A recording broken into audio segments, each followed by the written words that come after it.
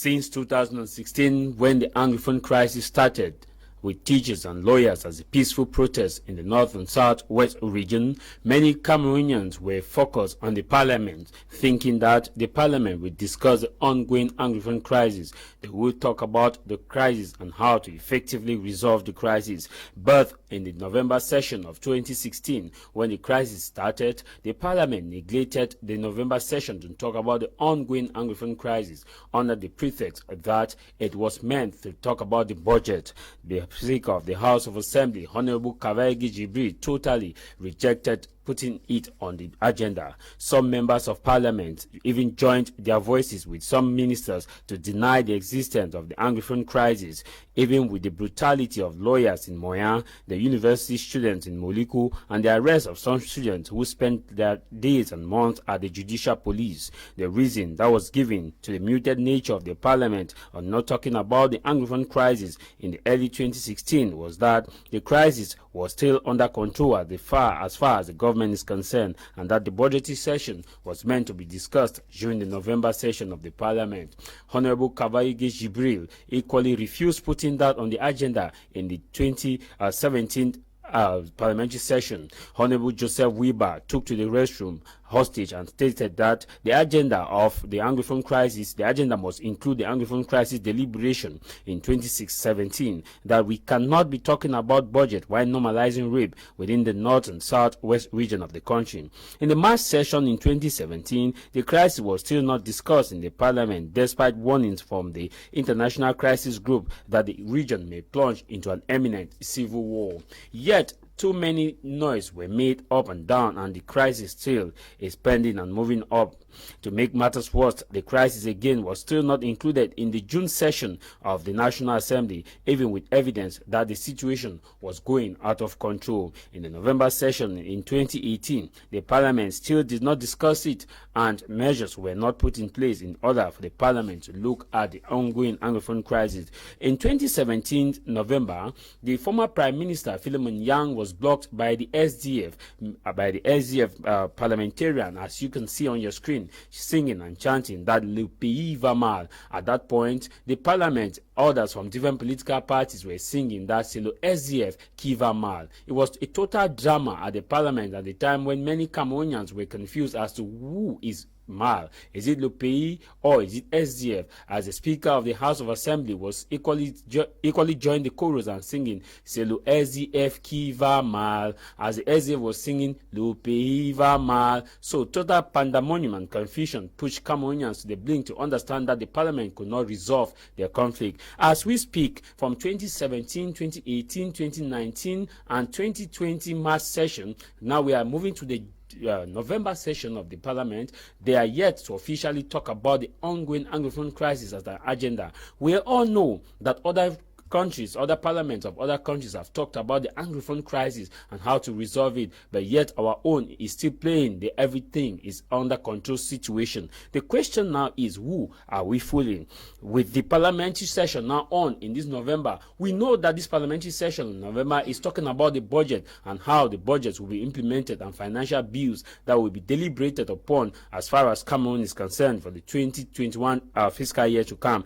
Now, as the members of government will be defending their budget, the question equally is, who will they be defending the budgets to, and how will they implement this budget if the Anglophone crisis is not resolved, and under what state will that budget be defended? If there is supposed to be a genuine dialogue, how would that dialogue be, and will the budget meet the aspiration of the form of the state or other situation or other principles that may be put on the table? This is House of Commons with me, Tamai Jarvis.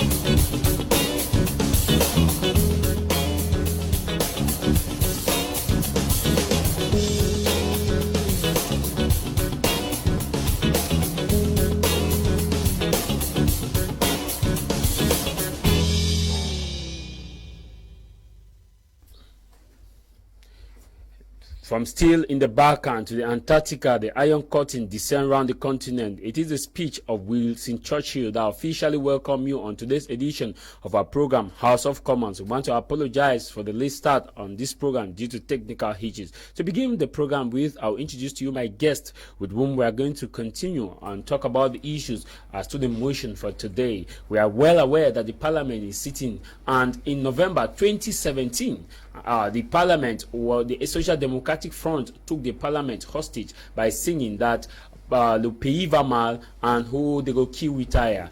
Before introducing to you my guest, I want our technical team to play that video again so that I introduce to you my guest and you understand the raison d'etre as how we are going to discuss on today's program.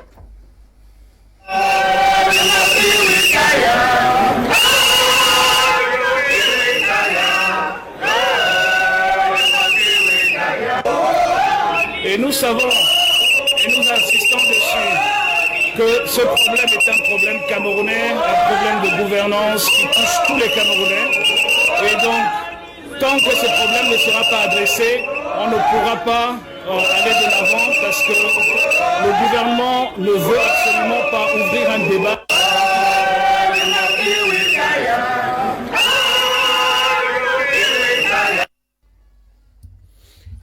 That is how we are going to kickstart today's edition of our program. I begin by introducing to you my guest, Ndiwum Emmanuel, who is a civil society advocate. Welcome and thanks for joining us. Thank you very much and good afternoon, Mr. Tamai Jarvis. Good afternoon to all viewers of this program.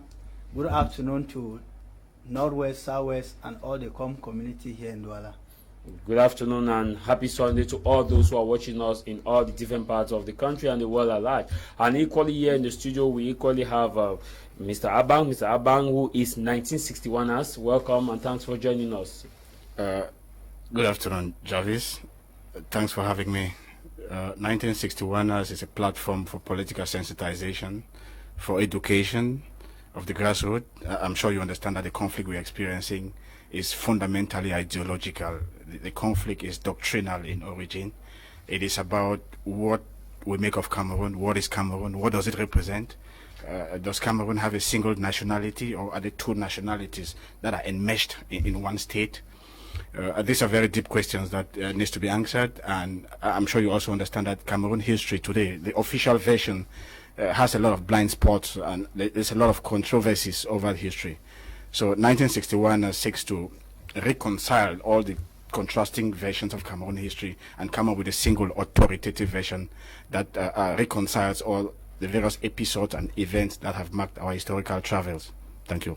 Thank you very much. Here in the studio, we also have he's a peace, he's a negotiator and a peace advocate. He is joining us here for I can't count the number of times, but he is equally an entrepreneur. Mr. Donald, you're welcome to the program, Gita.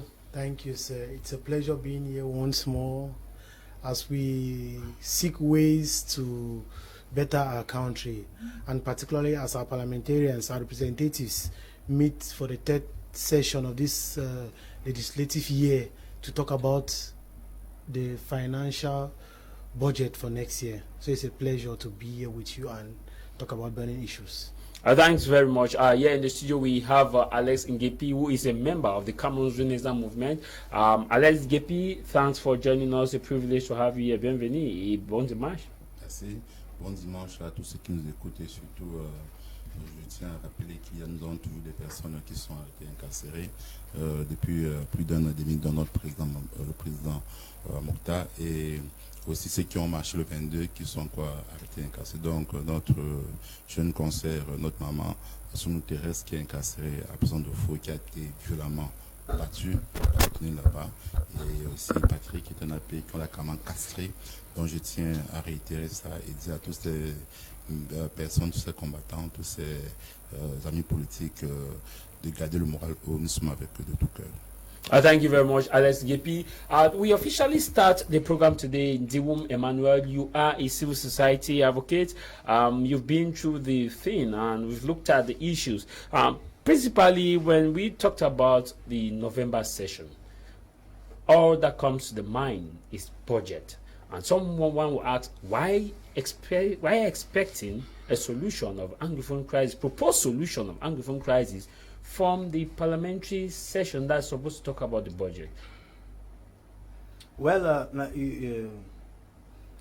I, for one, in this studio, I wouldn't expect any change. I'm expecting nothing new. Nothing will come out from that session that will have to resolve the Anglophone crisis. Permit me say that when you have cancer, if you have cancer and you don't diagnose it to start taking the treatment the way it's supposed to be taken, and it goes for so long, it leads to a multiplier effect. And that multiplier effect entails now that you should employ different ways to treat that cancer. Assume that Anglophone crisis was cancer that was eating into the heart of a human being for 4 years, and the doctor never diagnosed it. Do you think that the doctor will only come in one November session to come and diagnose it? No. It is not like I'm very pessimistic. I'm talking about the reality of the National Assembly of our country. For those who know it very well, you know that they're hand clappers. So how do you call an assembly And, with members legally voted, listen. with members given the mandate, hand clappers? Good. It's good because you say given the mandate. By the people. By the people. And may I quickly remind you that these parliamentarians who are in Yaoundé today, Yaoundé is their hideout. They cannot go back to their villages. And before such sessions, parliamentarians are supposed to go around their communities, sample the views of their people that they are representing in the National Assembly.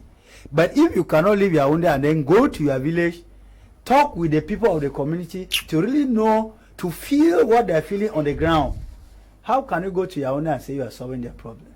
No. And like you rightly said in your editorial, November sessions are quite reserved for financial bills. So I would have preferred that we limit our view of this November session to the financial bills. Yeah, that's why I asked you a question that... I expect nothing. I asked you a question. I mean nothing. Where is this bill? If this bill is to be, they are supposed to look at these bills of course, proposed budget for the different ministries, different state institutions, and this Northwest and Southwest. Where is that going to be implemented? If pending the ongoing crisis, what bill? And we keep hearing the discussion, people saying there should be effective dialogue, there should be effective negotiation, there should be effective. If that is to take place, let's say next month or so, the structures will definitely change. Will that bill not still be affected? It has been affected for 4 years. So it is not a new effect that is coming in. It has been affected negatively for 4 years. But what we have often employed in the field as civil society activists is that the government knows the right thing to do, but the government has not been doing that right thing. And that's why I started by saying, if you have cancer and you are not giving the right treat, the right touch to that cancer, you cannot go round and round and then you finally heal it. I've often likened this government to a car owner who has a car and the engine is breaking down. For you to put down the engine, solve the problem of the engine, then they instead go around painting the skin of the car so that the car becomes very beautiful outside, whereas the engine that carries that car is not functioning. Okay. So I expect nothing from the I say nothing and I weigh my words. Nothing. Mr. Abang, you've been to the eyes of, you looked at across the spectrum of national and international community as far as the Anglophone crisis is concerned. We've seen parliaments of different countries and European unions and equally the US Congress talking about the Anglophone crisis and possible solutions in resolving it. Our parliamentarians in 2017, November to be more precise, were to talk about the budget. But the Social Democratic Front took the parliament hostage and stating that the agenda of the Anglophone crisis must be put on the table, because if it's not resolved, the budget may not be implemented. And today the parliament is sitting to still talk about budget and financial bill. Should we expect a similar situation as to SDF to repeat itself? Because the crisis is still on, and this time it's an armed conflict. Yes, Jarvis, I concur with you fully. You have to understand, you have to put things into perspective. Yes, there's been a US Congress resolution, a Senate resolution, the French Senate has discussed it, UK Commons Law is all been discussed, African Union, Francophonie, the Commonwealth. I mean, the international outcry with regards to the humanitarian situation is overwhelming. But again, we have here elected representatives of the people who have been unable for 4 years running, and in the face of indescribable humanitarian situations, unable to discuss them in Parliament.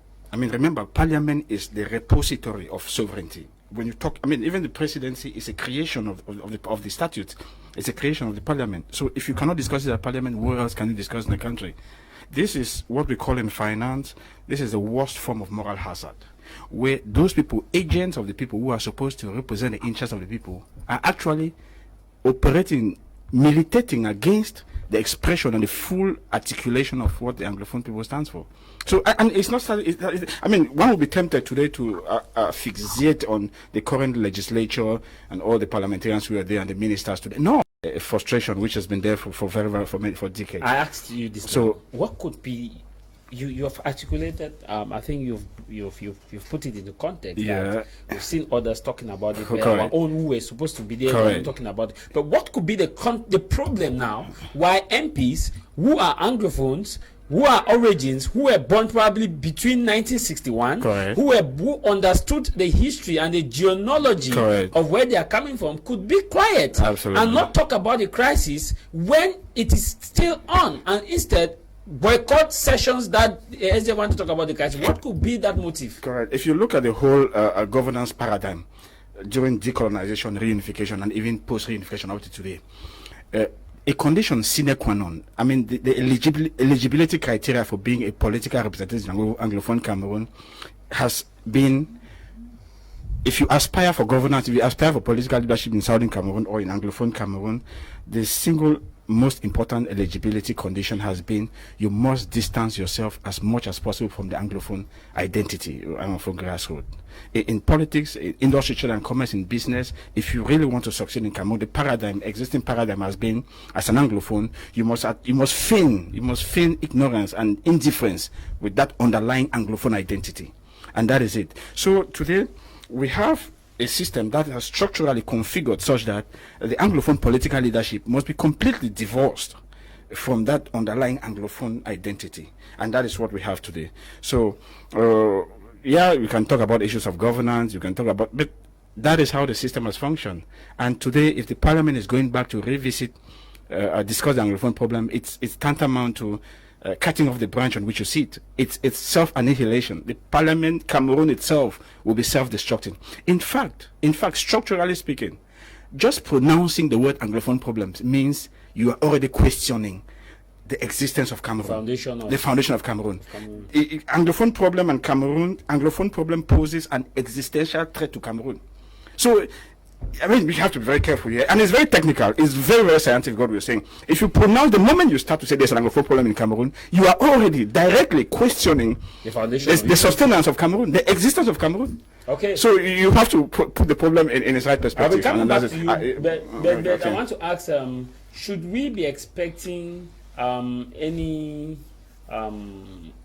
discussion of sort, because the Parliament on November session as they stormed the Parliament and said no Anglophone crisis discussion, no parliamentary session, and because from this year we see that they will talk about traditional African traditional medicine. For this year they will talk about the upcoming elections of the regional council election. They'll talk about it in this November session.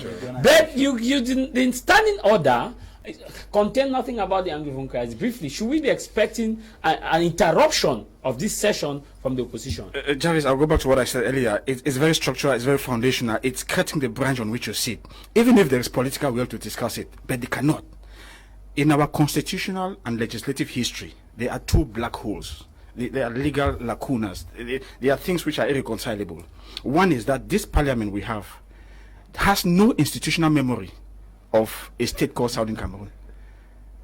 I mean, that's the point I'm trying to say. This parliament at no point ever recognized a separate political entity called Southern Cameroon, or a people with a separate political heritage. But called it is in the Southern constitution. Cameroon. Yeah, we have to go back to the genesis. There's in Cameroon's constitution. You have to go back to the genesis. On the 11th of August 1961, President Amadou Ahidjo presented a bill, projet de loi in the assembly, and that bill has as title Loi portant révision constitutionnelle, et visant à adapter la constitution actuelle aux exigences du Cameroun unifié.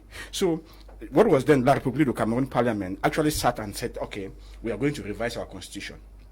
Remember that it was an act of state. They were actually literally soliloquizing. They were talking within themselves. They did not recognize the interstate nature of the. So, I mean, you cannot come back today, 59 years later, and say, okay, we want to recognize Southern Cameroon, which was not recognized at the beginning. Okay. So, like I said again, you see how self-destructive it will be for this parliament to go back now and start saying, okay, this thing, you cannot recognize something which you did not recognize in the very first place. Thank you. We'll come back to you. Donald, should we be expecting an interjection from the SDF and other political parties like the PCRM, or should we expect just the discussion of the budget and the upcoming regional council election and the African traditional medicine? We might see something like that, but I think it's not necessary. I, for one, because we are in a crisis moment that another crisis will cause only pain. For example, when we talk about the Anglophone crisis, what was the main issue behind the Anglophone crisis? Some people say marginalization. What is marginalization? Not a state of non-well-being. That means maybe Anglophones felt that okay, their well-being was threatened. And I think that finance has a direct play when it comes to well-being. If money is pumped into the Anglophone regions and used properly, because there are two things here. Monies can be allocated, but the MPs use it for their own personal gains. There are Anglophone MPs who are doing well, and their communities are doing well. Take Honorable Walang of Menchum South constituency. Take Honorable Gerard Ngala of Donga Mantum. Those are Anglophone MPs, but who are doing so well, and their communities are doing so well. So I don't think the problem is not to generalize Anglophone MPs. It's to go for those absentees MPs. That's the main problem. And I want to say that I think that should be at least a 20 on 80, which is a very poor performance. In fact, failed. It's failed. That's why I say we should not generalize. I think that finance has a direct way to do with the crisis. Take, for example, if they're discussing finance, if the parliament start discussing, because now they'll talk about the well-being of Cameroon, that means there are various regions. If they talk about well-being, it's an indirect way of talking about crisis. They might put a session on the crisis and they come and discuss nothing. They might still put bills there on well-being and come and discuss and provide possible solutions. Do we just need a session titled Anglophone crisis, or actually need a solution to the problem? Okay. And I think I want to say that the government is doing its best, doing work. Of recent, the Minister of Youth and Civil Education, Minjek, came down to the Southwest region and went up to the Northwest region too, and gave, which we understand the government is trying its best, unless we just want to. It's true that they have failed to talk about the crisis and take some measures when it started, but they are doing their best. They're trying their best. I want to ask you this. Yes, we are looking at the budget. The question now is, and I put it to you, where and how and who are going to benefit from this budget that is to be implemented in the Northwest and Southwest? We understand the fact that in the Donga and Mantum constituency, where Honorable Ngala Gerard is, the crisis politically, the direct violence seems to have died down, but the structural violence is still very much in play. if you look at the same thing like in womb, the direct violence seems to have died down, but the structural violence, because structural violence when minority groups are deprived of their right to justice, peace, stability, and good water, human rights, and all the right, that's structural violence. But direct violence where you take the weapon and execute. Yeah. So where is this going to be implemented? Then my second question now to you is, do you at one point mean that they should not totally talk about the Anglophone crisis? That's not what I'm saying. I'm saying that talking about the budget, because my co-panelist said he's expecting nothing out of the financial bill. He said so. But I'm coming in to say that finance is directly related to the crisis. Why? Because the crisis, the marginalization came from the suffering Cameroonians. If Anglophones were fine, if young people were fine, when the ideology of marginalization came, they would not have bought it. But they bought it because they were not practically fine. They were job seekers who never had jobs. They were job seekers who never had jobs. They were graduates who were roaming about the streets. Imagine that all majority of the Anglophone Cameroonians were fine and they had their jobs. Things would not have escalated this way. So I think that talking about finance and allocating much money down there in the northwest and southwest can be a possible path to the solution. And for your question, you said you talked about structural violence.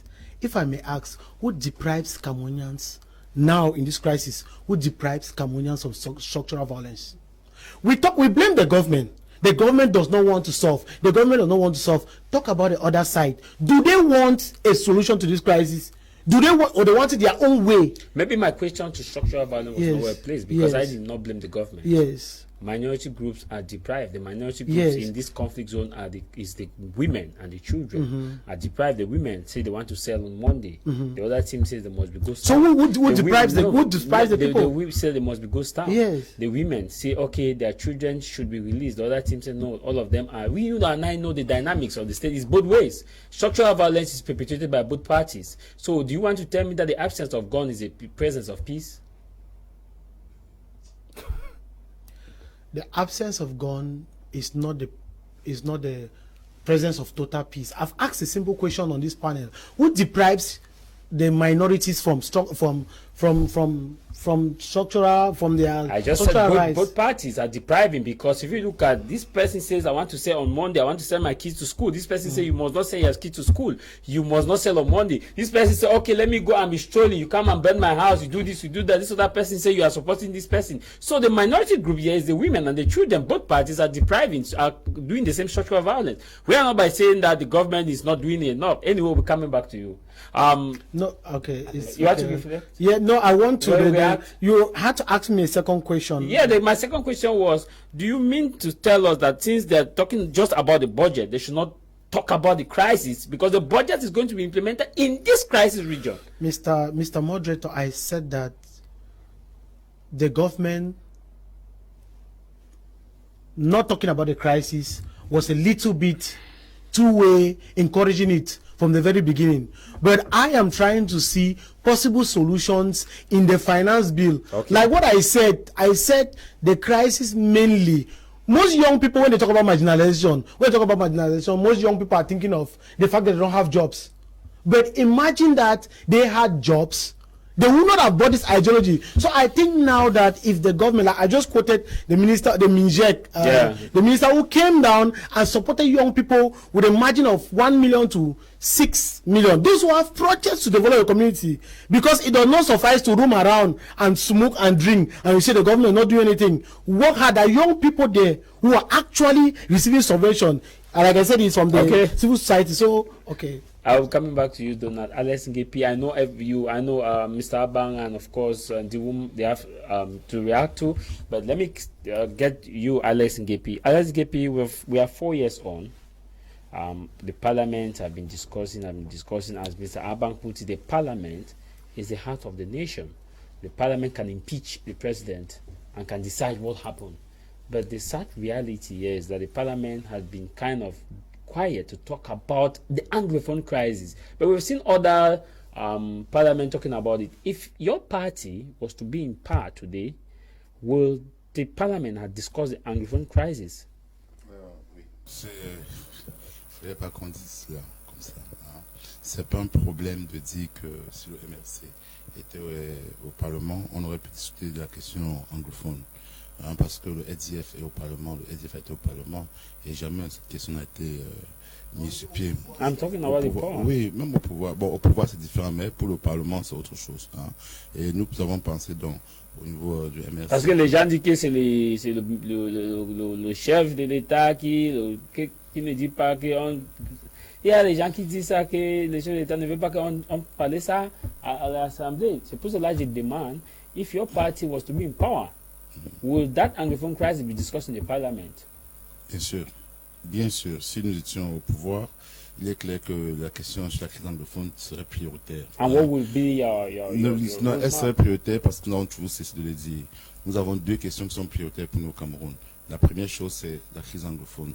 Nous avons toujours dit qu'il faut négocier, qu'il y ait un dialogue national inclusif et réel, avec des partenaires, avec des médiateurs de la République, qui devraient être ceux-là qui devront faire asseoir toutes les personnes concernées par cette crise, que ce soit le côté gouvernemental, que ce soit le côté des sionistes, que ce soit le côté des fédéralistes, que ce soit le côté de la société civile, tout le monde, tous les Camerounais devraient s'asseoir et discuter de cette crise anglophone. Donc pour le MRC, la crise anglophone est une priorité de gouvernance. Nous n'avons pas autre priorité que ça. Nous avons la crise anglophone et après, nous avons le code électoral consensuel. Voilà nos deux priorités. Et c'est justement pour ces deux choses-là que le MRC n'est pas aux élections. Quand nous avons estimé qu'on ne peut pas aller aux élections, avoir quelques élus et ne pas être à mesure de résoudre la crise anglophone. Donc nous sommes conscients que la crise anglophone même est même la chose la plus importante pour notre pays actuellement. Et nous pensons également que le gouvernement actuel, vieux de 38 ans, 37-38 ans au pouvoir, et on va même dire depuis 1957, hein, date à l'arrivée de André Mambita comme ministre camerounais 58-57, nous pensons qu'il y a eu des échecs et que le peuple de la base n'a pas toujours été associé à ces choses-là. Donc nous avons toujours dit que la crise anglophone ne date pas d'aujourd'hui. Les anglophones, le Cameroun avant ça, c'était un pays qu'on parlait plusieurs langues multiformes. Il y a eu l'allemand qui est venu, mais dès 1917, on a imposé deux langues aux Camerounais nationales, c'est-à-dire l'anglais et le français. Ça fait 103 ans. 103 ans. Et nous pensons que depuis de belle lurette, des erreurs ont été commises. On n'a pas pris les anglophones avec leurs réelles mesures. On a toujours passé le temps à négliger les anglophones parce que la France a eu la main mise sur le Cameroun par rapport aux Anglais. C'est-à-dire les Français ont carrément donné leur doctrine au Cameroun, estimant qu'ils contrôlaient 8 régions sur 10 et que les Anglais ne contrôlaient que 2 régions. Donc cette même mise basse sur le Cameroun a eu pour vérité de marginaliser le peuple anglophone. Parce que c'est ça qui est question. Hein. Le peuple anglophone a été marginalisé. Même quand on regarde l'indépendance du Cameroun de 1960, hein, c'est le Cameroun oriental qui accède à l'indépendance au nom de la République du Cameroun. Donc le Cameroun occidental, qui est la partie anglophone, vient rejoindre le Cameroun en 1961 et c'est là où on parle d'État fédéral du Cameroun. Donc, et revenir quelques années plus tard, en 1984, revenir encore à l'appellation de la République du Cameroun, qui est l'appellation du Cameroun oriental. Hein, c'est, je crois, le Cameroun, pour la partie francophone orientale, c'est carrément un déni, hein, c'est une insulte pour le peuple anglophone. Donc, dans une république sérieuse, déjà le nom de République du Cameroun pose problème.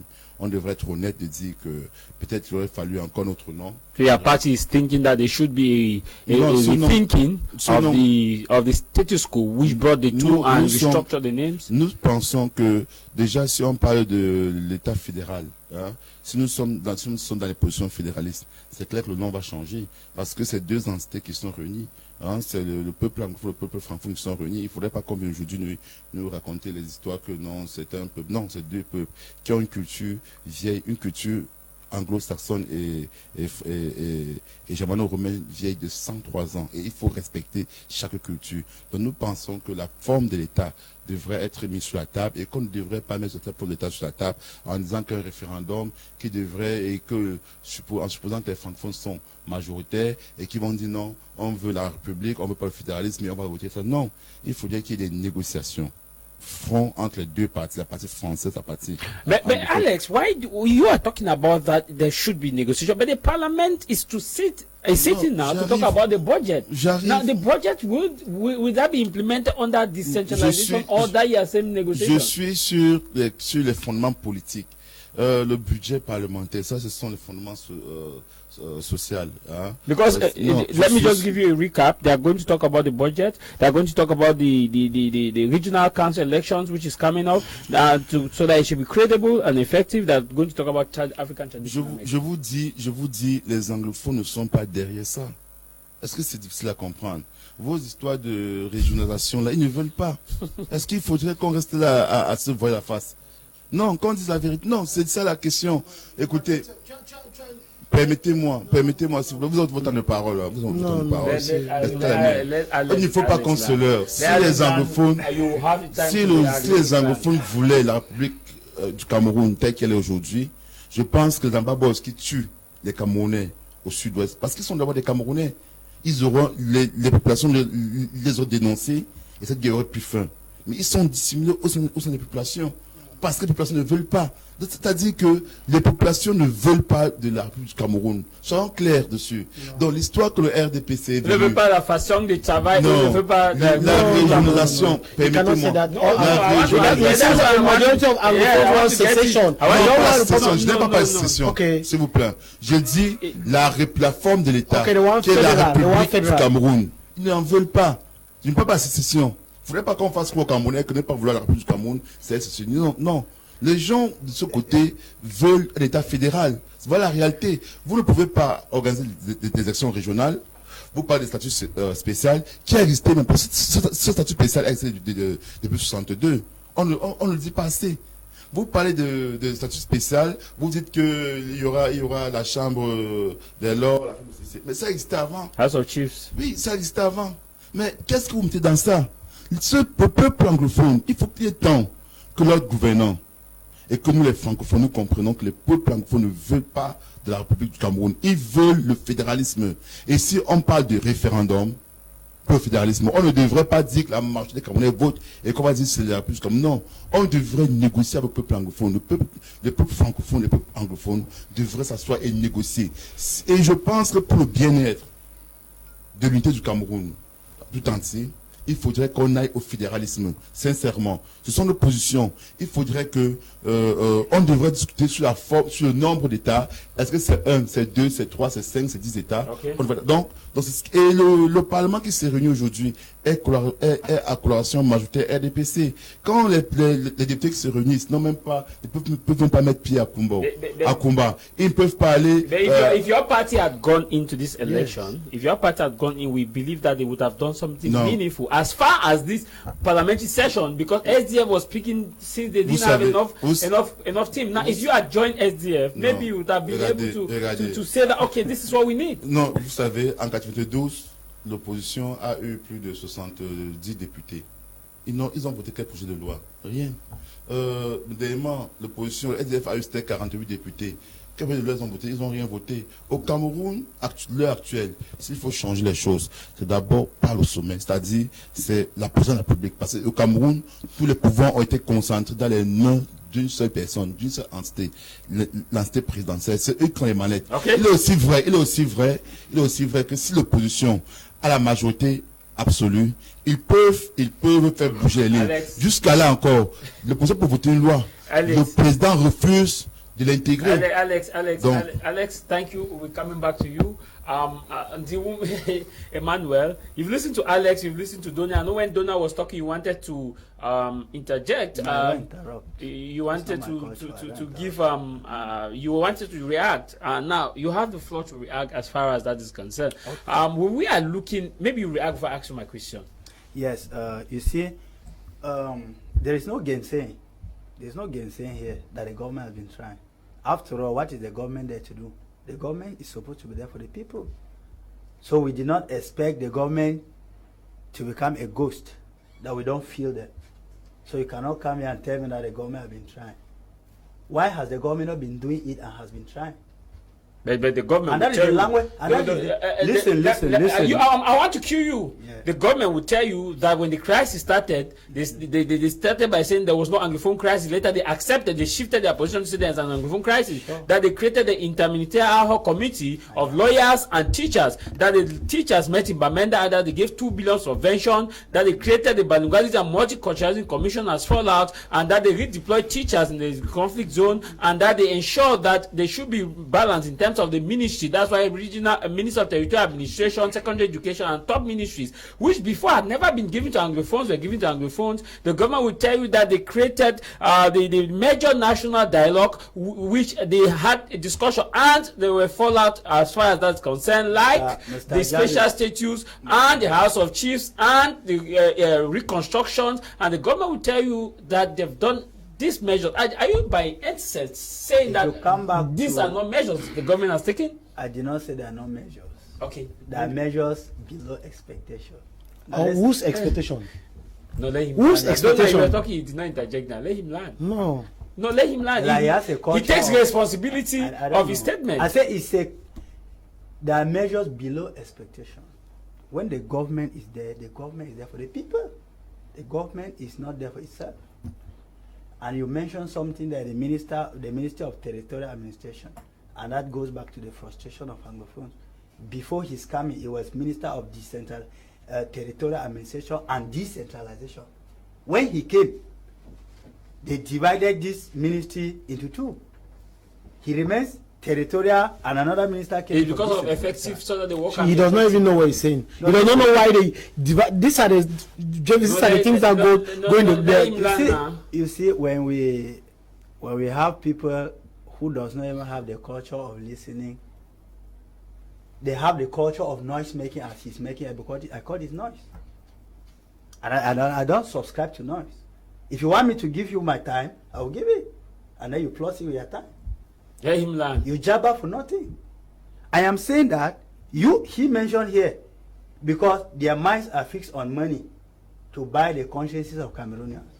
No, why will you say this? He was just saying that the government is taking personal initiative to encourage the youth. These are his words.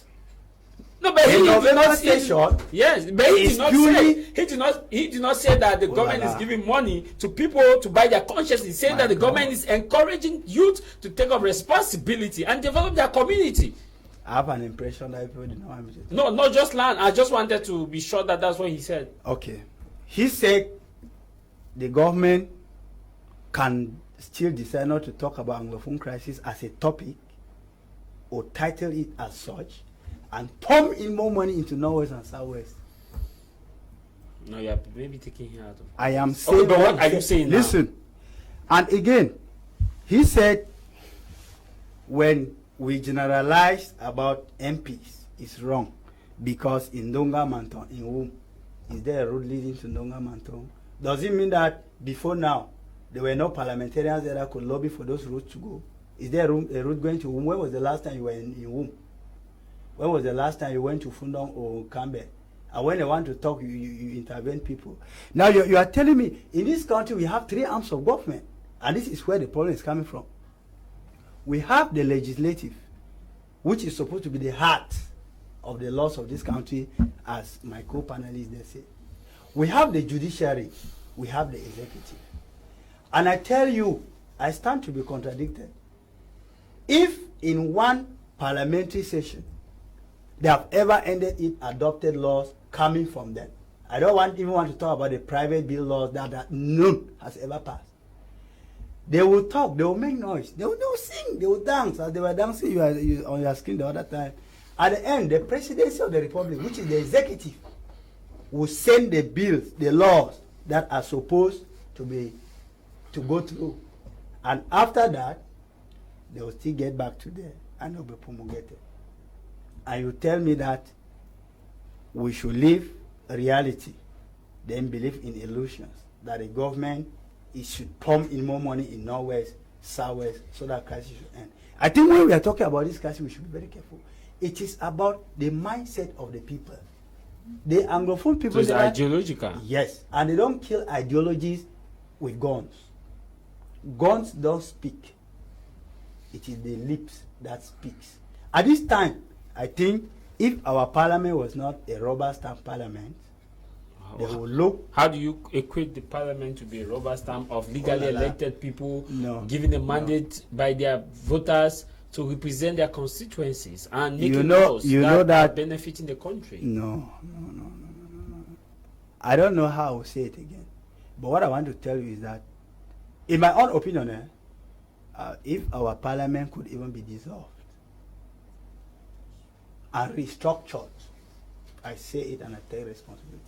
If this parliament could be dissolved and restructured, then Cameroon will be on the right footing. Okay. They are not doing anything there. Thank you very much. We'll be coming to you. I'll go on this, before coming to you on your reaction, we'll go on our machines and look at the retrospect as to what MPs have been talking about as far as this conflict is concerned. During the November session, that was mainly to talk about bills. But look, let's get to see what they have done, especially starting with late Mbanda. About 5 questions to ask the Minister of External Relations. Sir, the first question, as you know, the part of the country, a good part of this country is at war. And the High Commissioner for Refugees at the United Nations, in his last report, reported that, excuse the tautology, reported that he couldn't have access to the refugees of Cameroon because the government, refugees from Cameroon, because the government would not grant him authorization. I would like you to tell us if that is true or false, and why is it that the government would not grant authorization to an international body to come and check on the situation of refugees within the country. So that was the first question, sir.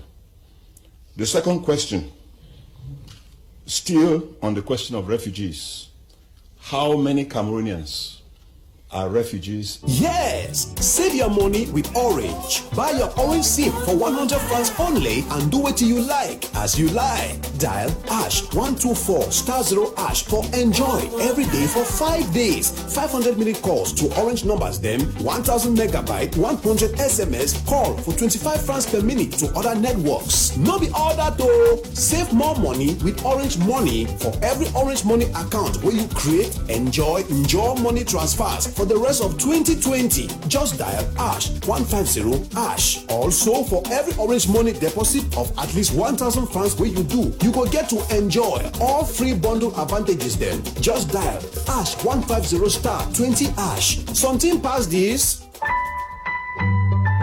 Orange. Nigeria. What is the government doing about it? And when can we expect the repatriation of these Cameroonians back to the homeland? Please give us simple, straight answers as I'm giving the questions. How many refugees are there? When can we expect them back? In the meantime, what kind of treatment are they receiving? I am addressing myself to the Minister of Defense, Minister Delegate of Defense, and the information I have is to the effect that you are one of our finest products from ENAM, therefore one of our finest brains. And in the course of the reflections that we're going to have, one of the reflections we're going to have, sir, is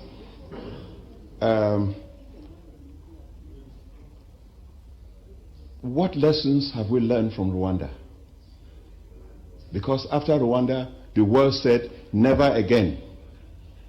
And here we are now, phenomenon repeating itself. Never again. As I'm talking to you right now, people who are involved are still being arrested to be tried. Again, within the same framework of reflections, what have we learned from Nuremberg, the trials of Nuremberg, about the responsibilities of in wartime. The lessons are clear. We have a responsibility to a civilian population, just as we have responsibilities to military, to combatant personnel. International humanitarian law on that is very, very clear. And that is where I'm calling on you to make sure that humanitarian law is being respected, as you know it should be. No work can go on here until we have found a definitive solution to the Anglophone crisis. For more than 1 year, this House has been meeting and behaving as though there is no problem, whereas we have continued to bury people on a daily basis. Before we came out here, we had to visit hospitals to see how many are lying in the various hospitals who were shot on their legs. And today, as we are talking, we have thousands of West Cameroonians out there in Nigeria and are becoming refugees. We have said that this House will not sit until it is sitting to find a solution for the Anglophone crisis. And that's why we are waiting. If the CPD has decided to run away, let them run as far as they want to be. They will come back to meet us here. Or if they do not, then nothing will take place in this House. No deliberation will take place when we have not yet found a solution to the Anglophone crisis. May the soul of Honorable Joseph Mbandam rest in peace. That was Honorable Joseph Mbandam, and talking there as far as the November session was concerned in 2017 about the Anglophone crisis, when they stopped the budgetary session, that Anglophone crisis must be on the agenda as far as that deliberation of the year is concerned. Mr. Abang, you want to react to Donald? Then we move now to your response to the measures or the discussions put in by SDF to see that we should discuss this conflict. True. Please permit me first to congratulate Mr. Ngwepi. I think this kind of intellectual honesty is very rare. I've consulted across board amongst our Francophone brothers. It's very hard to see people who have this lucidity and this measured appreciation of event. It's been very, very clear that the construction of Cameroon, the conception of Cameroon in 1961 was not arbitrarily done. It was not ex nihilo. There were experts involved at the level of the United Nations, even the British colonial authorities here. And so that federal configuration was the only possible means through which the two people and two territories and two nations of different socio-political character could cohabit. So it was not an invention. It is the only scientific method. So you are saying that Mr. Alex is very honest? I think I salute his honesty. I salute his intellectual honesty. Anyway, maybe Mr. Alex is honest because he's saying what he wants to hear. Something like that. Mr. Alex can be, what did Mr. Abba wants to hear? I'm not saying so. You know, this thing, Mr. Jiggy, this thing they call is all ideology. And it swings to where you want to support. It's okay. No, it's very factual. I mean, you see what is happening today. You see what is happening today in Cameroon. There's a fight. There's a conflict between the forces of change, the forces of rupture, and the forces of maintain. Those who want to maintain the status quo, and those who want to move, and those who want to move to a new paradigm. So I think I see Mr. Ngwepi as a force for good, as a force for change. I think we like that dynamism, that new paradigm where I think we have to move to something better. He was very correct. 1961, we had these two communities enjoying constitutional parity. That is to say, whether it's East Cameroon or West Cameroon or Southern Cameroon and the Republic of Cameroon, they were all on the same pedestal. They were at par in terms of exercise of sovereignty. That is what was consecrated in 1961 Constitution. But except that, it was just very textual. It was only, as far as it goes, we'll say the Constitution was not even worth the paper it was written on, because structurally, the birth of the Federal Republic of Cameroon on the 11th of August 1961, La République du Cameroun considered Southern Cameroon its lost but found territory. I mean, he said that the French said that un cadeau de la reine de l'Angleterre. The French were saying that it's a colonial gift for the British. So let's get the point. The point I'm trying to make is that this current Cameroonian parliament has no recollection. It has no institutional memory of a separate territory called Southern Cameroon or of a people with a separate political heritage called Southern Cameroonians. It never recognized it. I mean, even on the 2nd of June 1972, when that transition from United Republic to the Federal to La Republique again, it was done through a pronouncement by the head of state, by the president. It never passed through parliament. I've been to the parliament, the library. That is the change of name from the Federal Republic of the United Federal Republic of Cameroon to La Republique du Cameroun. Absolutely. The change of status. The change of name of name and status now. Of course, name and status. Of course, after the referendum, of course, of the 20th of May, that change effectively was consecrated in a presidential proclamation, a presidential decree of June 2nd, 1972. So I'm saying that it never went through parliament. So logically, how was it supposed to be done? So that the common man understand the methodology? Of course, constitutional enactment, constitutional revision is the work of the parliament. Sure. The parliament has primacy, has exclusivity over constitutional enactment. So we have a situation where a president sits in the presidential palace, he pronounced a political statement, essentially a slogan.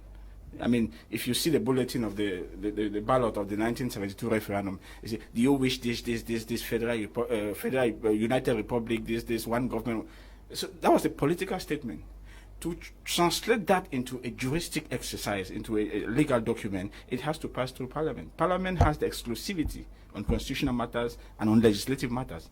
So President Ijo did his referendum alone, collected the results, went to his palace, and single-handedly edited the lines of a new constitution. At no stage in that process, was the parliament involved. So that's why the parliament is helpless. I think that's why I praise so much Mr. Ngwepi. This whole issue of Anglophone problem needs a healthy dose of humility. You really need to be very, very humble before you look at this matter. Some of the aspects, some aspects of the Anglophone crisis is outright shocking. It's embarrassing to even repeat them again today. So we really have to be humble, and we are repeating the same. We really have to show some amount of remorse to move into a new paradigm and to reconfigure a new arrangement. And that's where that's the point. This parliament cannot, even if they have the political will is there is no constitutional basis. So there's no legislative basis for them to come and discuss the Anglophone problem, because you cannot today be going back and mentioning an entity you never recognized, a people who you do not acknowledge. So that's the impasse. There's that lacuna in terms of our constitutional history. At no point did this parliament recognize a separate territory or recognize a separate people. It has always been, it's our lost but found. Yeah, because if we go by what I think the former minister said during the early phase of the conflict, as you quoted in one of your books, which says aucun gouvernement ne peut pas accepter la partition de son pays. L'État doit rester debout. Effectivement. So you have to put that. Which means that they consider it as it was a single territory. Absolutely. So the parliament now cannot talk about that. So I think and that's where the conflict is all about. In 1961, Anglophones were thinking of a political association. We come with our identity, we come with our territory, we form a union. But these other people were thinking that we are regaining. It's like on the regagner le bécaye. It's a homecoming. You're coming back to home, and that is where there's a mismatch in terms of the expectation of the two entities. But even before the minister, people have written. There's a lot of literature on this. Okay. Let me start. Professor Luke Sinjun. Sinjun today is an advisor at the presidency. In 2002, he published a book later that year, and he said he described Cameroon as noyau dur et case vide. Noyau dur et case vide. There's a strong, a very rich content, but there's an empty casing. Let me just land on this point. I'll land on this point. That's what Professor Luke Senior said. It's a rich content and empty casing. What was that? What has a very rich content with a very fragile empty casing? It's an egg. No, it's an egg. Yeah, an egg. Every egg is a potential life source. Every egg has life, but that egg exists in a shell which is very, very fragile. If it falls on the ground, it's gone. Okay. So unfortunately, Anglophones in this country, this is the only place we call home. We don't have another egg, another basket to diversify our egg holding. This is where we have to express our identity, and we have to live a default sovereign existence. In terms of sovereignty in Cameroon today, Anglophones are an immigrant community. There's an Anglophone who is in China, an Anglophone who is in it's in Germany. It's the same as an Anglophone who is in Yaoundé, because you are living on a paradigm which does not recognize your political identity. Otherwise, put you are not factored into. But we have a union that we legally came together and we voted in 1972 to unanimously. No. And equally in 1961, if my memory doesn't fail me, there was a vote which was we or yes. And I understand that whether or not we had voted, and we have representative at the parliament. Jarvis, we have representative at the parliament, and we all sing, "Oh Cameroon, cradle of our fathers." And we have never been harassed in Douala that you are from the Bamenda, you are from this, you are from that. You are a Cameroonian, entitled to the same laws, the same principles. Jarvis, the Cameroonians in China, the Cameroonians in Thailand. I'll just land before you talk, Donald. All over, you live. We have in Cameroon today Anglophones who enjoy a societal, a sociocultural identity. Nobody stops everybody from marrying a Fulbe or marrying the West. We're free. But I'm saying that in terms of the political character of the state, in terms of the sovereign attributes, the administrative culture, the legislative culture, the way the state structure, the way the state craft, the way the state is an Anglophone now. Nalova is an Anglophone. The PM is an Anglophone. We have Fukalisu Gentry an Anglophone. We have Peter Mavani Mosonga is an Anglophone. Correct. Of course, there are a lot of Anglophones at the top level of government. But let me tell you something that they don't practice on an Anglo-Saxon paradigm. They practice in a Francophone paradigm. So that is why I'm saying that they are Francophonized Anglophones. If you use that slogan, I'll just end here. I've not really answered to Donald. Donald. The point is, Donald was talking about all the projects. I want to go to Donald. That is, you don't resolve a structural, foundational problem with agency-type solutions, managerial measures and nominations or disbursement or handouts. No. You first have to reconcile the foundation before you decide how many numbers of rooms you build in the house. Okay. It seems some of us here have the kind of solution we want. It seems we already have our pre-prepared solution to the Anglophone problem. And I'm seeing this actually. Yes. What is the solution now on the ground? And we are still looking at the parliament. I want us to not to go away from this parliament. But I just play an excerpt of members of parliament during November session interjecting and stating the Anglophone problem must be on the table. And a while ago you said no, the budget will still help. But maybe they were not looking at the way you are looking at it now. Please, I just wish to ask, what is the, maybe we are not understanding, what is the, there is an Anglophone problem, but what do we tally to the Anglophone problems? What do we tally? Because a lot of solutions are coming in because of our different conceptions of the Anglophone problem. Mr. Abang, it's Mr. Abang, right? Yes. Right. Mr. Abang said that, okay, an Anglophone is just like an immigrant. That was too strong. No, excuse, an immigrant in terms of the sovereign attributes of the state. Anglophones do not identify with the political sovereign character of the statehood of Cameroon. Anglophones are an immigrant community. They are outside. Anglophones do not identify. They are not treated as. They are not factored into. They are not factored when, in terms of the statecraft, in terms of the structure, a structural arrangement of the state of Cameroon, the Anglophone, Anglo-Saxonism, the Anglo-Saxon culture and identity is not factored into it. That is what I mean by an immigrant. Yeah. I just think that I said an immigrant to sovereignty. I just want to say that. It's your time because now coming to Alex. No, it's okay. I just want to say what so immigrants to sovereignty, immigrants to the sovereign attributes of the state. The point is that we are living in 2020 as though we're living in the period from 1961 to 1972. Whatever the gymnastics that happened in 1972 before we became a united republic, whatever, I don't want to go into it. But we should understand that we are no longer living in the federal state. Some of us might want the federation. We should consider now what are we living? We are living in the Republic of Cameroon. How do we solve a problem now in the Republic of Cameroon? We are still thinking of where we were living in 1961. When they talk about federation, not all federal states are, Nigeria down here is a federal state. What's happening down there? Nigeria is a federal nation. I want to say that, Mr. Wang, I believe that federation can be good, but I believe that the only solution to Cameroon must not be federation. That's not the only solution to Cameroon. If the well-being of each Cameroonian is taken care of, if the common good of the common man on the street is respected, I believe that there will be a solution to the Anglophone problem.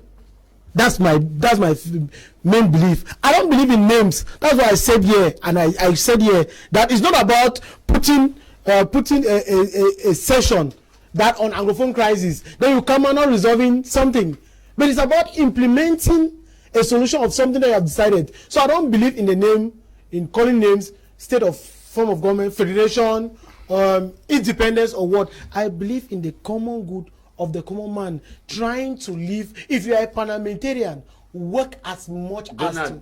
Let's stay on course. Okay. November parliamentary session is on. Can they bring surprise, credible solution to end this Anglophone crisis? I don't think our parliamentarians don't want to solve this problem because it affects everybody. So all of us were waiting for whatever solution, and we're encouraging them whatever discussions and solutions they are going on with. So I don't think that a parliamentarian will not want, particularly parliamentarians of the Northwest and the Southwest region, I know it's their aim and their wish, and even the government is their aim and the wish to bring these issues we're having in the Northwest and Southwest to an end.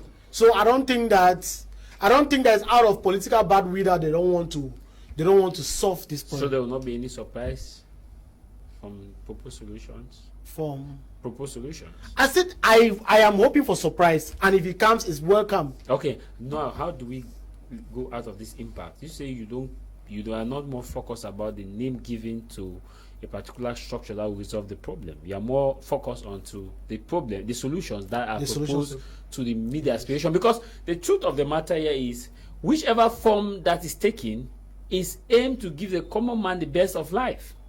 So as long as the common man has the best of life based on your hypothesis, it means that we are okay. We are okay. Yes. So let me ask, which solutions now are you proposing? How should we tackle this without looking at forms of state, without looking at decentralization?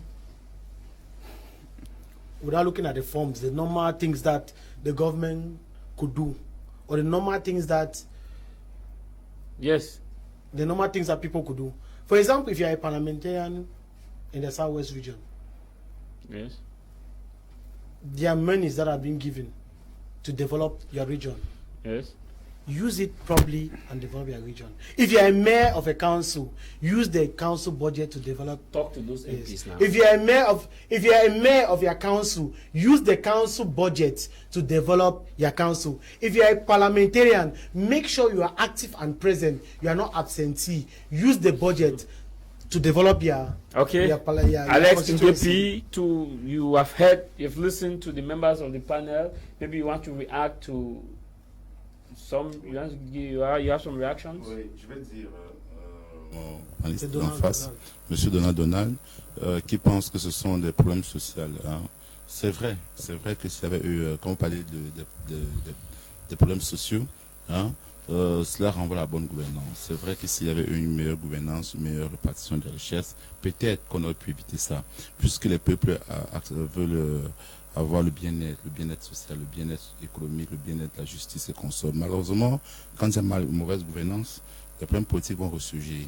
Et quand il y a des problèmes politiques qui ressurgissent, donc il est honnête de ne pas toujours prendre la bonne gouvernance comme étant le facteur unique. Non. Aujourd'hui, quand on veut voir le problème anglophone, c'est d'abord un problème politique. Hein. C'est un problème purement politique. Et quand c'est un problème politique, il faut apporter des solutions politiques. J'ai aimé ce qu'il a dit tout à l'heure, parce que quand vous réfléchissez, mais effectivement que le référendum de 72 a été un échec crucial, parce que en 1961, dans l'esprit de la Constitution de 61, il était dit un président francophone et un vice-président anglophone.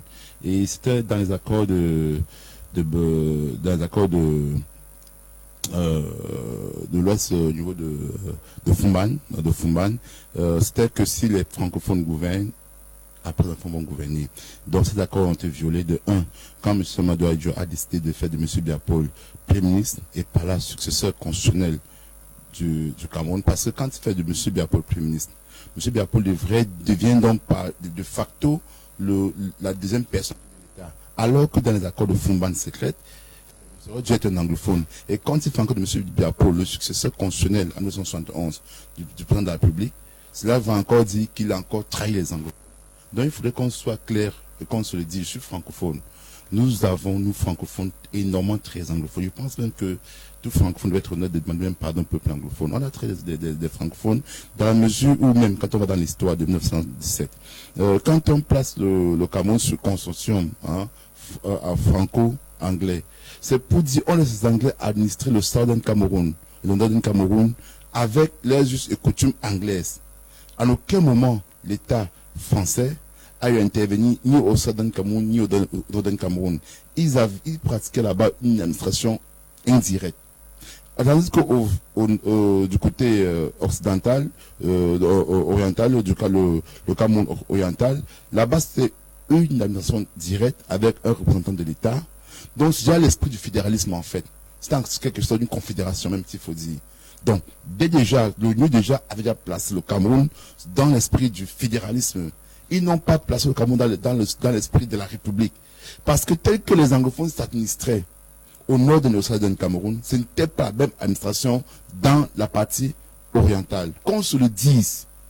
Et il est vrai que les Français, parce que c'est ça le colon français, avec l'esprit de dupeterie, ils sont venus et ils sont comme ils ont la plus grande partie territoriale de l'Afrique francophone, du Cameroun francophone. D'ailleurs, les Français ont fait trop de tort au peuple camerounais.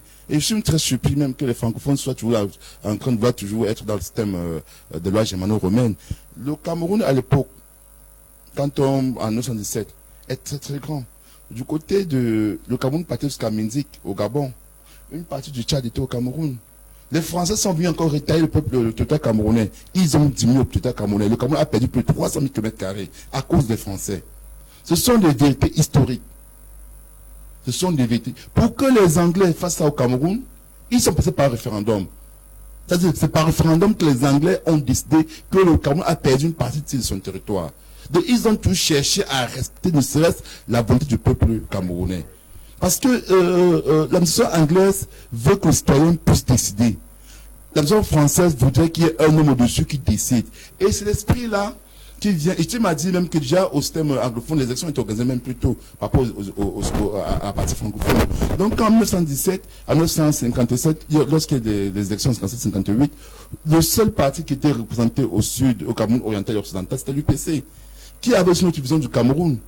L'UPC, à cette époque, pensait qu'il fallait créer une langue nationale, une seule langue nationale, et pour que les vérités anglophones et francophones puissent être mises à ras le sol, pour qu'on puisse s'identifier à une seule culture, parce que la langue est une culture. Et quand quelqu'un vous amène à parler sa langue, c'est que c'est l'une des pires colonisations qu'on puisse faire à un peuple. C'est-à-dire le Cameroun a subi une des pires colonisations. On vous oblige à parler français, on vous oblige à parler anglais. Et c'est cette erreur-là du colon que nous sommes en train de se payer aujourd'hui. Maintenant, comme les faits sont là, comme le colon nous a imposé de parler français et anglais, nous devons donc accepter qu'il y a donc deux peuples, un peuple francophone et un peuple anglophone. Le dire, ce n'est pas être sioniste. Ça n'a rien à voir. Et nous devons donc admettre que des erreurs ont été commises. J'ai aimé un document qu'il a fait. En 1972, quand vous organisez le référendum, vous mettez les bulletins oui ou yes. Il n'y a pas non ou non. C'est-à-dire, pas un référendum où on dit aux gens de passer de la République fédérale à la République unie, mais on ne leur demande pas de choisir le nom. Quelqu'un, vous impose sa volonté. Un seul Camerounais impose à des millions de Camerounais sa volonté. Et quand il finit ce référendum, il ne part pas au Parlement, l'accentuer par un acte légal. Ce sont des erreurs. Voilà pourquoi le Parlement ne peut pas se prononcer dessus. Et c'est logique. Quand le référendum finit, on passe par le Parlement pour le mettre sur un acte légal. Il ne l'a pas fait. Et vous décidez donc de passer de la République unie du Cameroun. Vous mettez une nouvelle constitution qui viole déjà l'ancienne constitution de 61. Vous ne cherchez pas à mettre des lois qui vont abolir cette constitution. Vous ne le faites pas, vous laissez courir. Et quand M. Abia, qui avait une erreur de l'histoire, parce que l'une des grosses erreurs du Cameroun a été que M. Diapol soit président du Cameroun en 82. Ça aurait dû être un anglophone. Si nous les francophones n'avaient pas trompé le peuple anglophone, un anglophone. But Aijo was doing that. It was not an issue of ethnicity. Aijo just thought that this is someone that would drive the development of the nation, not based on ethnicity. Ne cherchons pas. On peut l'époque à ça aujourd'hui. Aijo aurait dû nommer un anglophone premier ministre en 75. Et tu dis qu'il a changé la position de 72. Même quand il change, mais l'esprit doit rester. L'esprit du peuple doit rester. Aïdjo aurait dû nommer un anglophone premier ministre en 1975, ne serait-ce ça. Et faire d'un anglophone successeur constitutionnel en 1982, c'est un anglophone qui aurait dû prendre le pouvoir. Je pense que si Biapol avait été un anglophone, les choses auraient été vues sur notre prisme. Il faut qu'on se le dise. Et quand M. Biapol aussi décide, en 1984, il s'assoit sur son bureau et il décide de donner le nom République du Cameroun, lui seul, par décret présidentiel, sans passer par l'acte des parlements. Quand on vous le dit, vous dites, non, il n'est pas socialiste. Il faudrait qu'on identifie les torts. Lorsqu'en 92, 93, la All Anglophone Conference, qui a réuni plus de 5000 participants à Bouya, il y a eu 11 personnes qui ont été choisies pour organiser, c'est pour parler en 90, en 91. Donc, 4 anglophones, 7 francophones. Mais ils ont dit à Anglophone Conference qu'ils voulaient l'État fédéral. Est-ce qu'il y a, les anglophones vous ont dit, tous les leaders intellectuels, culturels, tout le monde a dit qu'il veut l'État fédéral. On est parti prendre Joseph Owona. On l'a mis là en 1996. Ils ont écrit une constitution de la République du système régional.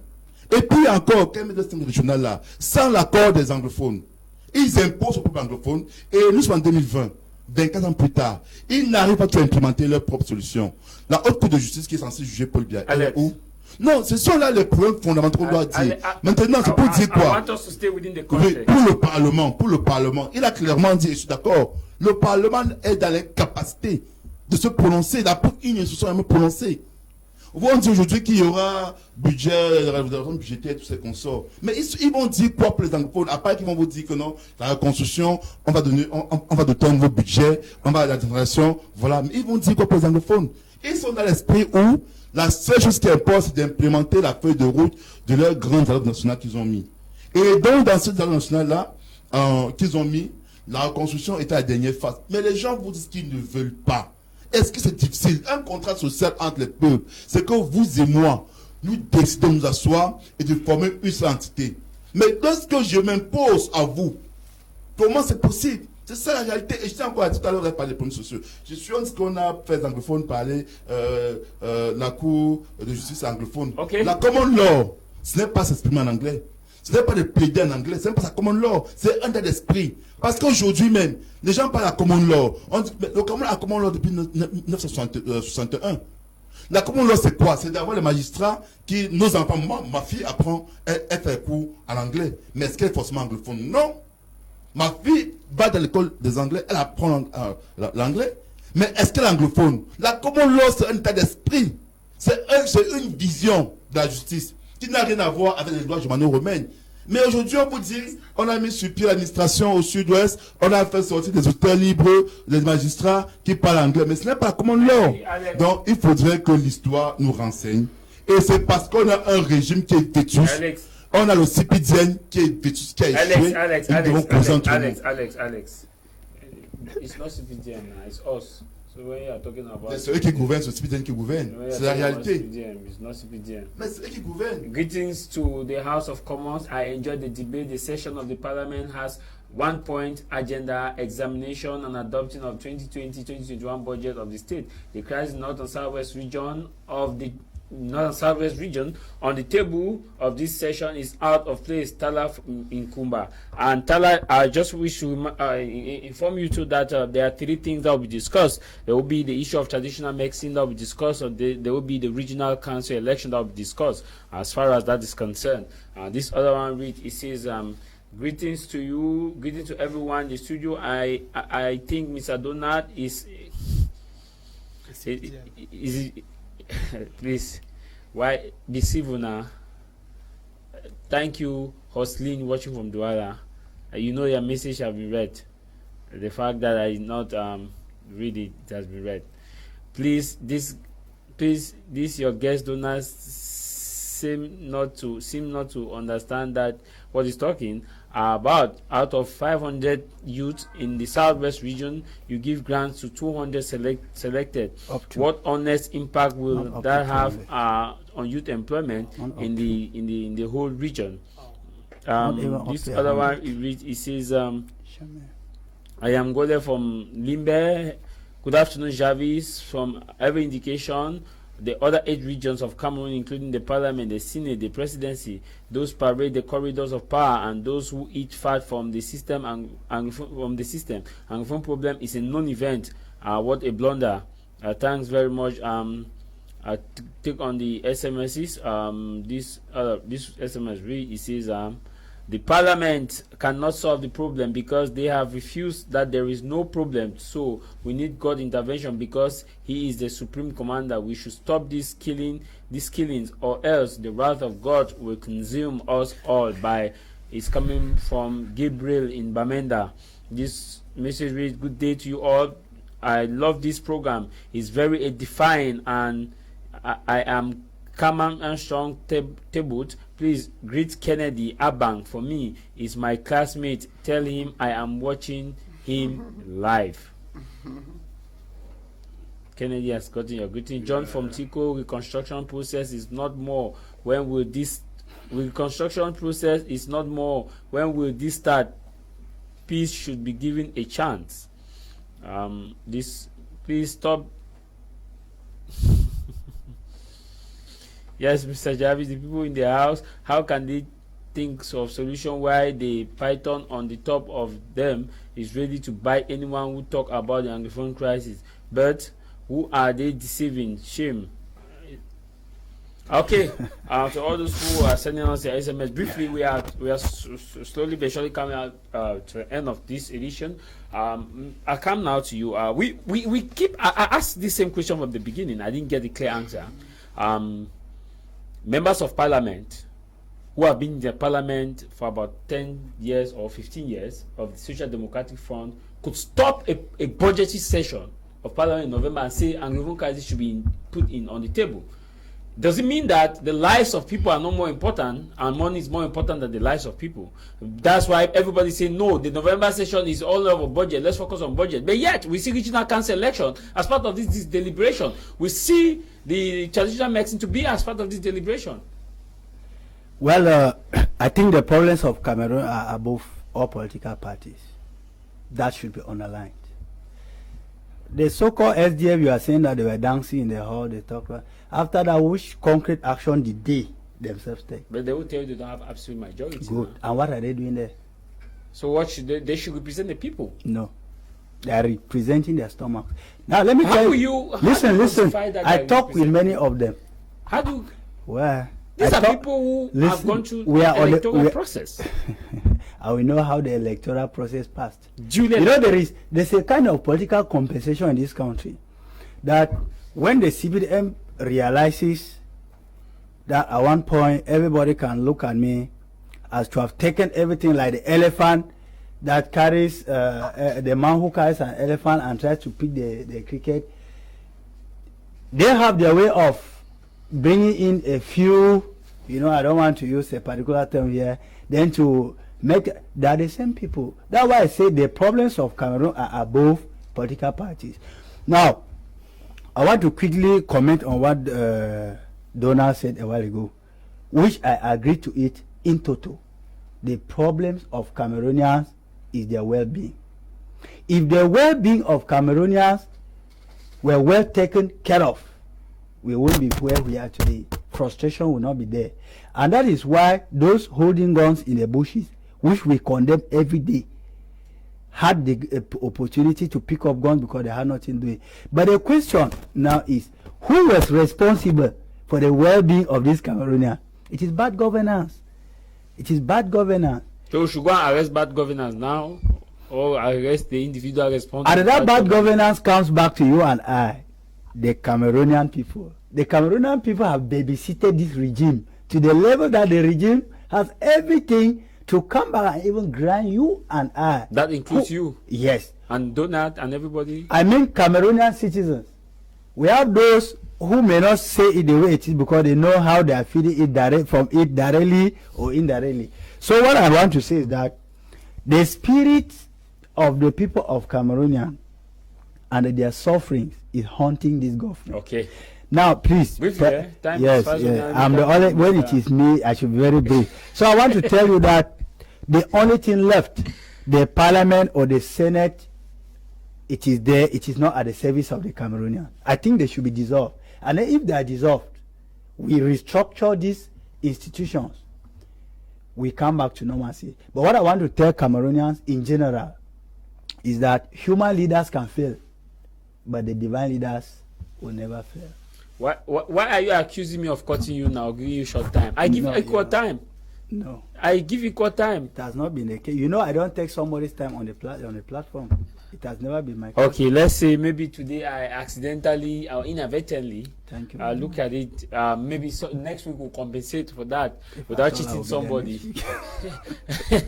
Mr. Abang, briefly on this, what's the way forward based on this fact that people's claim November session is more for budget and not for other issues? But when we see MPs fighting that, no, human lives first, are we saying that we are babysitting the government and changing the dynamics of life? The way, in fact, there's no a subject which is more scientific than law, than the application and interpretation of legal instruments. It's very scientific. So you have a parliament today, an embodiment of the constitutional and judicial order of a country. You have a parliament today that has no inkling, it has no reference, it has no recollection of a territory that was called Southern Cameroon, or a people who were called Southern Cameroonians who were distinct from the people of La République du Cameroun. I'm talking as of 1961. So essentially on the 11th of August 1961, La République du Cameroun, or French Cameroon, considered Southern Cameroon a terra nullius. Terra nullius simply means a no man's land. It has no political character. It has no people. Essentially, what they were saying in August 1961 is that Anglophones were citizens of La République du Cameroun who went on a 45-year English language course in Nigeria and probably back in West Cameroon, in Southern Cameroon. I think that's what it is. It's laughable, but briefly, yeah, very briefly, out of time. So the point is, I'm sure the difference we have here is what the definition of the Anglophone problem.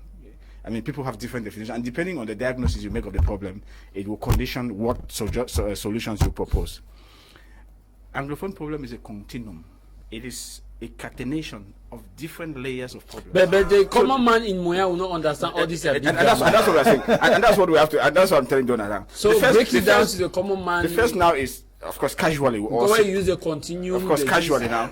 We all see that we all hear what they call this Anglophone marginalization. That is to say, in the sociological character of the country, you see more of Anglophone. Time is fast running out. Okay, sorry, I'm sorry. Thank you. Sorry for cutting you the time. I've just been indicated because I know we started late. Yeah, because I will still repeat the point that just mentioning the word Anglophone problem means you have directly questioning the existence of Cameroon. It is very existential. And I was hearing Honorable Bandam talking about definitive solution to the problem. The moment we say there's an Anglophone problem, it means that we have boarded a flight to New York, to the New York Plaza, because the solution to the Anglophone problem is found in the UN Charter. Okay. Thank you. Donald, briefly, before I come to Alex, what's the way forward from this? The way forward, I've said it, and I've said it times without number. Because we have people who are accusing you that you seem to have been bought by the government. It's okay that people always say that when you don't talk what they want to hear, practically they give you names. And when you are trying to seek peace, when you are trying to seek the goodwill, you must not say things that please people. We cannot come here. I cannot come here and live in the past. Keep on holding. If we keep on holding the mistakes the government has done from 1940, we'll never push ahead. Tomorrow without today. Way forward. My way forward, I've said it. I believe that in that session, remember in that session, this parliamentary session, this third of this legislative year, it's budget, medicine, and well-being. I know you know there's well-being, and I believe that without well-being of Cameroonians and Cameroon, I believe that something can come up from there. Thank you. Yes, let's not just wait and start seeing images of who they go kill retire. But Jervis, there's no time. Please, a minute, Jervis, please, a minute. There's no time. A minute. I just want to note that in as much as we wait on the government, you know, this thing is rights and duties. In as much as we wait on the government, what am I, Donald, a Cameroonian, doing to seek peace, to seek for the way forward? That's why that's why I'm saying that, because most people just criticize the government. Alex, Alex, last one before we go. Oui, d'accord. Et juste te dire qu'on arrête de l'antiber comme en disant que qu'est-ce que nous avons fait pour amener la paix. Non. Les Camerounais ont fait des choses, nous payons nos impôts et nous avons demandé à nos nationales. Ils ne l'ont pas fait. Aujourd'hui, l'une des seules choses qu'on doit faire pour avoir la paix, c'est de discuter. Nous avons toujours pensé qu'on doit avoir un dialogue national inclusif entre les francophones et les anglophones. Il devrait avoir également, pour nous, la révision du code électoral consensuel pour que les gens qui vont venir au pouvoir puissent vraiment être l'aspiration et la volonté du peuple camerounais. Et nous sommes convaincus que M. Biapol est à l'origine de ce problème. M. Biapol ne peut pas être la solution. Et nous disons bien Mosgo. C'est l'une des solutions les plus simples. Bien Mosgo. Si M. Biapol démissionne, nous sommes certains que nous allons nous asseoir avec nos frères anglophones et résoudre cette crise-là. Thank you, Mr. Alex Gepi. If all Cameroonians could reason like you, there will be no need for unity. There will be no need to talk about the problem on the phone. Thank you very much. Thanks for all those who took our time to participate. Thanks for coming, Dimu Emmanuel. Yeah, the pleasure is mine. Cameroonians need peace because peace has no price. Thank you very much, Alex, for coming. Oui, merci. Et je dis encore, bien Mosgo, c'est la solution. Of course, thank you very much, Donia, for coming. It's a pleasure always being here to discuss on many issues. Thank you.